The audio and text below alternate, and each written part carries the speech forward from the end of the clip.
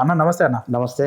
కొంచెం ఇబ్బందిలో ఉన్నట్టున్నారు కదా? కొంచెం ఎందుకు ఇబ్బంది? సంతృప్తికరంగా ఉన్నాం. మున్సిపాలిటీ రిజల్ట్లు చూసి నూతన ఉత్తేజాన్ని ఇచ్చింది ఇంకా ఈ ఫలితాలు. ఏది 60 సీట్లు మీకు ఉత్తేజాన్ని ఇచ్చిందా? 60 ఎవరు చెప్పారు 60 అని? వాస్తవం చూడండి, 1581 వార్డులు అంటే ఎప్పుడు మున్సిపల్ చైర్మన్లు ఎంపిక అవుతామంటే 16వ తారీఖు. అవును, 16వ తారీఖు మేము అనుకున్న ముఖ్యమంత్రి గారు ముందే చెప్పిండు, మేము 90% మున్సిపల్ చైర్మన్లను కైవసం చేసుకుంటున్నాం. అట్లనే అంతకన్నా మించి 2-3 స్థానాలు ఎక్కువే చేసుకుంటాం.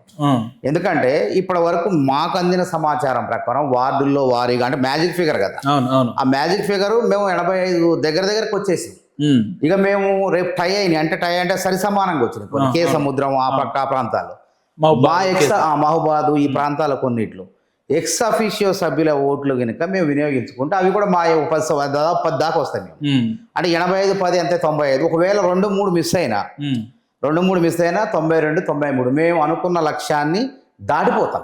ముఖ్యమంత్రి గారు అనుకున్న లక్ష్యాన్ని దాటిపోయారు. ఎప్పుడు బరాబర్ ప్రజలందరూ మీ చేతి గుర్తు మీద ఓటేసినప్పుడు కదా దాటిపోయేది. ఇండిపెండెంట్ మీదనో లేదంటే ఇతర పార్టీలని కౌన్సిలర్ని రాత్రి కిడ్నాప్ చేయడం, కిడ్నాప్లు అవన్నీ ఉత్త ప్రచారం. సోషల్ మీడియాలో గతంలో లాగా 2020లో మున్సిపాలిటీ ఎన్నికల పేపర్ కటింగ్ తీయండి. కిడ్నాపులు, అసలు బెదిరింపులు, కాంగ్రెస్ నాయకులు పోటీ చేస్తే విరమింపజేసుడు. అసలు కాంగ్రెస్ నాయకత్వం లేకుండానే వాళ్ళు 116 మున్సిపాలిటీ గెలుచుకున్నారు. అది ఒక ఎలక్షనేనా? ఇప్పుడున్న పిసిసి అధ్యక్షుడు మహేష్ కుమార్ గౌడ్ ఆ రోజు బంధించారు అక్కడ నిజామాబాద్ జిల్లాలో, నిర్బంధించారు. అప్పుడు ఎలక్షన్ చూడండి, పేపర్ కట్టింగ్స్ టీవీలు చూడండి. ఇది స్వేచ్ఛగా పారదర్శకంగా జరిపిన ఎన్నిక. నిజంగానే మేమే, రేవంత్ రెడ్డి గారే, కాంగ్రెస్ ప్రభుత్వమే, మేము 116 రాళ్ళు వచ్చాయి. కానీ అది గెలుపు కాదు కదా, అది ప్రజాస్వామ్యం కానే కాదు. ప్రజాస్వామ్యంలో గెలుపు అనేది ఇట్లనే ఉండాలి. అంటే 100కు 100 మార్కులు వస్తే అది విలువ ఉంటుంది ఏమన్నా? 100కి 99 మార్కులు వచ్చినా కూడా కాదు, 100కి 90 మార్కులు 85 మార్కులు వచ్చినా అది గెలుపు. తలసాని శ్రీనివాస్ యాదవ్ గారు ప్రెస్ మీట్ లో మాట్లాడుతూ అసలు కాంగ్రెస్ ప్రభంజనం అని అంటారు, ఇది ఎట్లా ప్రభంజనం అవుతుంది? 100కు 90, 85, 95 వస్తే ప్రభంజనం కదా, సగానికి సగం కూడా గెలవలేదు అనేటట్టుగా మాట్లాడిండు. ఎట్లా ఓడిపోయి సిగ్గులేని వాళ్ళు ఎన్ని మాటలుగా మాట్లాడతారు.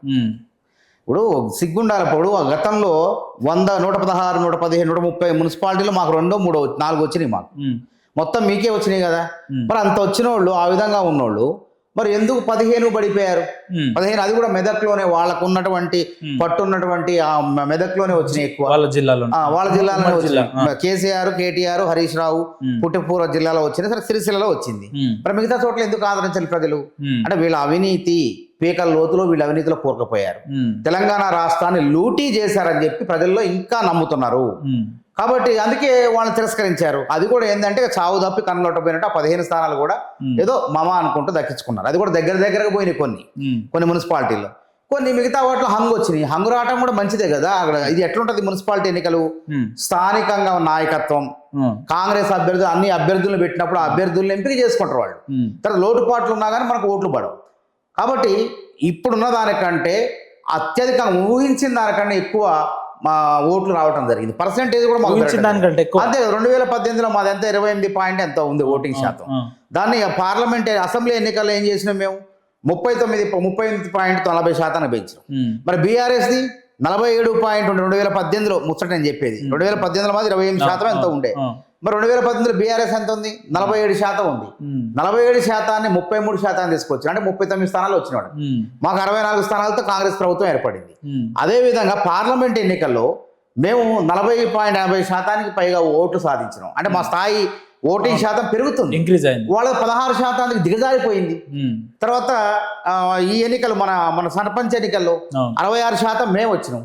వాళ్ళైతే 30% కూడా పరిమితం కాలే, 30% దగ్గరకు వచ్చారు. అంటే కనపడుతుంది కదా ఇక్కడ. ఈ ఎన్నికల్లో కూడా అంతే. మేము 1580 సామాన్యంగా అధికార పార్టీ ఉన్నదానికే ఎడ్జ్ ఎక్కువ ఉంటుందని మీకు తెలుసు కదా. అధికార పార్టీ అతి చేస్తే 100కు 116కి 117 వస్తాయి. ఈ అధికార పార్టీ ప్రజాస్వామ్యబద్ధమైన కాంగ్రెస్ కాబట్టి ప్రతిపక్షం ఉండాలి, ప్రతిపక్ష పార్టీలు కూడా ఎదగాలి, ఆ ప్రజాస్వామ్యంలో అన్ని పార్టీలు ఉండాలని చెప్పే కదా మేము ప్రజాస్వామ్యబద్ధంగా ఆలోచించింది. లేకుంటే మేము కనుక వాళ్ళ యొక్క గతంలో వాళ్ళ చూస్తే మాకు గతంలో అంతే బీఆర్ఎస్ 3-4 వచ్చాయి. ఆ విధంగా కట్టుదిట్టం చేయలేదు మేము. మాకు ప్రభావితం చేయలేదా ఓటర్లను? పోలింగ్ మేనేజ్మెంట్ అనేది అన్ని పార్టీలకు ఒక రకంగా ఉంది. బీఆర్ఎస్కి ఉంది, బీజేపీకి ఉంది, అన్ని పార్టీలకు ఉంది. ఇండిపెండెంట్ వాడు ఎవడు చూడండి, పేపర్లో వచ్చి 70,000 పంచినట్టు ఓటుకి 7 కోట్లు ఖర్చు పెట్టినట్టు. ఏ వార్డు కౌన్సిలర్ అవును. ఎంత విచిత్రం చూడండి, ఎంత దిగజారిపోయిన పరిస్థితులు. ఆ పార్టీలు కాదు, పార్టీ Independent కాకుండా మళ్ళా. స్వతంత్ర అభ్యర్థి. కాబట్టి కాంగ్రెస్ పార్టీ మేము నమ్ముకున్నది డబ్బుల్ని కాదు, సంక్షేమ పథకాలను. మా సంక్షేమ పథకాలే మాకు శ్రీరామ రక్ష. నేను మళ్ళీ చెప్తున్నా, ఓకే. ఇంటింటికి 10కి పైగా సంక్షేమ పథకాలు. ఇక పక్కా 10 ఏళ్ళు ముఖ్యమంత్రి రేవంత్ రెడ్డి సర్కారు, కాంగ్రెస్ ప్రభుత్వం అని ప్రజలు మరొకసారి మున్సిపాలిటీలో పురపాలక ఎన్నికల్లో ఆశీర్వదించారు. ఇచ్చిర్రా అన్న? మహిళలకు 2500 ఇచ్చిర్రా? విద్యార్థులకు మహిళలే కదా ఇచ్చిర్రా? ఉరుకులు పరుగులు పెట్టి ఓట్లేస్తాం బస్సుల్లో. ఉచిత బస్సు ఎంతమంది 9,000 కోట్లు ఇలా మహిళలు అన్న ప్రయాణిస్తున్నారు. మీకు దండం పెడతా అన్న, ఉచిత బస్సు లేదంటే 500 బోనస్, 500 గ్యాస్ కాకుండా ఇంకేమైనా ఉంటే చెప్పండి. ప్రజల అంగీకారం లేకుండా ఈ విధంగా గెలవడం ఉండదు, గుర్తుపెట్టుకోండి. ఓకే. ఎందుకు గెలుస్తున్నాం? గత ప్రభుత్వానికి మా ప్రభుత్వానికి ఉన్న వ్యత్యాసం తేడా ఏంటంటే, ఆ ప్రభుత్వం డబుల్ బెడ్రూమ్ ఇల్లు కడతానని చెప్పి వాళ్ళ పార్టీ కార్యాలయాలు అంగరంగ వైభవం కట్టుకున్నది, ఫామ్ హౌస్లు కట్టుకున్నారు.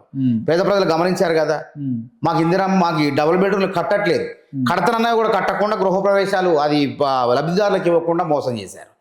అయితే కాంగ్రెస్ ప్రభుత్వం ఇప్పుడు 3.5 లక్షల పైగా ఇందిరమ్మ ఇళ్ళు, 5 లక్షల రూపాయల ఆర్థిక సాయం చేశారు. దాదాపు 3.5 లక్షల ఇళ్ళు పూర్తయిపోయింది. దాంట్లో సగం వరకు గృహప్రవేశాలు జరిగిపోయింది. అంటే ఈ సంవత్సరం లోపు మేము 4.5 లక్షలు, అంటే 5 ఏళ్లలో 20 లక్షల ఇందిరమ్మ ఇళ్ళు కట్టాం. వాళ్ళందరూ దీవెనలు అడిగిపోతాయి. అదేవిధంగా గృహజ్యోతి పథకం కింద 200 యూనిట్ల ఉచిత విద్యుత్ 50 లక్షల మంది ఇవాళ లబ్ధి పొందుతున్నారు గృహజ్యోతి పథకం కింద. మరి వాళ్ళ దీవెనలు ఉండవా? 500కే సబ్సిడీ సిలిండర్ 45 లక్షల మందికి వస్తుంది. అడగండి, ఎవరు పడితే వాడికి ఇయ్యం. బీఆర్ఎస్ వాడు ఇచ్చినట్టు, మల్లారెడ్డికి ఇచ్చినట్టు, 2 జూబ్లీహిల్స్ బంజారా హిల్స్ లో బడాబాబులకి ఇచ్చినట్టు కాంగ్రెస్ నిజమైన పేదవాడికి పొట్ట చూసి అన్నం పెడుతుంది. ఇలా రైతు భరోసా కూడా అంతే. ఇలా రేపు 16వ తారీఖున రైతు భరోసా పడబోతుంది. చెప్పినాం, గతంలో ఇచ్చినాం.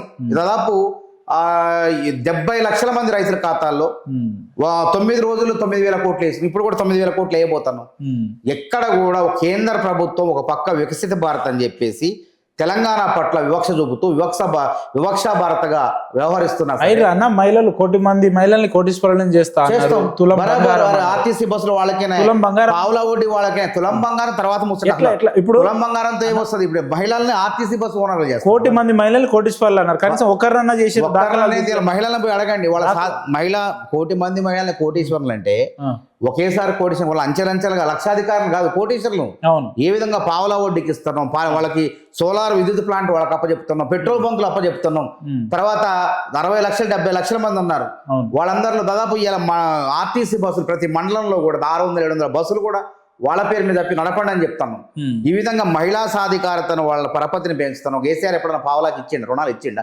అడగండి, చెప్తారు. గుండె మీద చేసి మహిళలు అడగండి. ఈ రోజు అవన్నీ ఉత్తమ ముచ్చట్లు, పైన పటారం లోన్లు లటారం. ఇవాళ నేను అదే అంటానుగా, ఒక మహిళ, నా చెల్లి కానీ నా అక్క కానీ ఎవరన్నా హైదరాబాద్ లో ఉద్యోగం చేసేవాళ్ళు కానీ కాలేజీకి పోయేవాళ్ళు, నెలకి 3,000 రూపాయలు బస్ పాస్, 3,000 రూపాయలు. వీళ్ళు కుకటపల్లి నుంచి అడుపోవడం, చిరు వ్యాపారులు, మహిళలు బుట్టలు కూరగాయలు అమ్మటం అయ్యి వాళ్ళు నెలకి 4,000 మిగిలించుకుంటున్నారు. ఉద్యోగస్తులు సైతం కూడా వాళ్ళ ఉద్యోగాలు ఈ ధర నుంచి అదురు చేసుకుంటే వాళ్ళు 4,000 మిగిలించుకుంటున్నారు. ఆ 4,000 వాళ్ళకి ఆదా కదా. మన సమ్మక్క సారలమ్మ జాతర జరిగితే మహిళలు ఆనందంతో భర్త మీద ఆధారపడకుండా దేవత దగ్గరకు వచ్చి మొక్కులు చెల్లించుకున్నారు. అంతకుముందు సరస్వతి పుష్కరాల్లో ఎంత ఉపయోగకరంగా ఉందంటే ఇది చూసి తట్టుకోలేకపోతున్నారు వాళ్ళు. కాబట్టి ఈ రకంగా మేము చేయాల్సిన ఏంది, మహిళలకు 2,500 రూపాయలు, అది కూడా ఆ ముచ్చట కూడా తీరుస్తాం. ఆడబిడ్డలకు ఇస్తానన్న మాట తప్పకుండా వాళ్ళకి చెల్లిస్తాం. ఆసరా పెన్షన్లు పెంచాలి 6 గ్యారెంటీలో. ఎందుకు పెంచట్లేదు ప్రజలు అర్థం చేసుకుంటారు. తులం బంగారం ఇచ్చిరా? తులం ప్రజలకు తెలుసు కదా. అత్యవసరమైన పరిస్థితులు ఏంది ప్రజెంట్, అత్యవసరంగా వాళ్ళకి ఏం కావాలి, 2,500 రూపాయలు భర్త మీద ఆధారపడకుండా, అన్నం బిడ్డల మీద ఆధారపడకుండా 2,500 రూపాయలు మహిళకు కావాలి. ఆ పథకాన్ని త్వరలో పూర్తి చేస్తాం. ఆసరా పెన్షన్లు పెంచుతాం. తర్వాత 6,000 రూపాయలు మేము రైతు ప్రజలు అంగీకరిస్తున్నారు కదా. ఇప్పుడు కందకలేని దొరద వీళ్ళ కింద కత్తి కిందకి అంటాం. ప్రజలు మా యొక్క పరిపాలన సరే, ఇంట్లో సర్దుబాటు కావాలంటే వాడు అప్పులు చేసిపోయిండు, నాశనం చేసిపోయిండు. మరి ఇంటి పెద్దకు వచ్చిన రేవంత్ రెడ్డి పెద్ద కొడుకులా వ్యవహరించుకుంటూ ఇలా మొత్తం సరి చేస్తాడు. సరి చేయడానికి టైం పట్టిదా పట్టదా? మొత్తం కూడా కుప్పకూలిన వ్యవస్థను మళ్ళీ నిలబెట్టడానికి ఎంత 3 ఏళ్ళు సరిపోదు. 2 ఏళ్ళు ఇది. ఈ 2 ఏళ్లలోనే గుర్తుపెట్టుకోండి, మీ తలసరి ఆదాయం, నా తలసరి ఆదాయం, తెలంగాణ బిడ్డల తలసరి ఆదాయాన్ని 4,30,000 పెంచిన ఘనత రేవంత్ రెడ్డిది.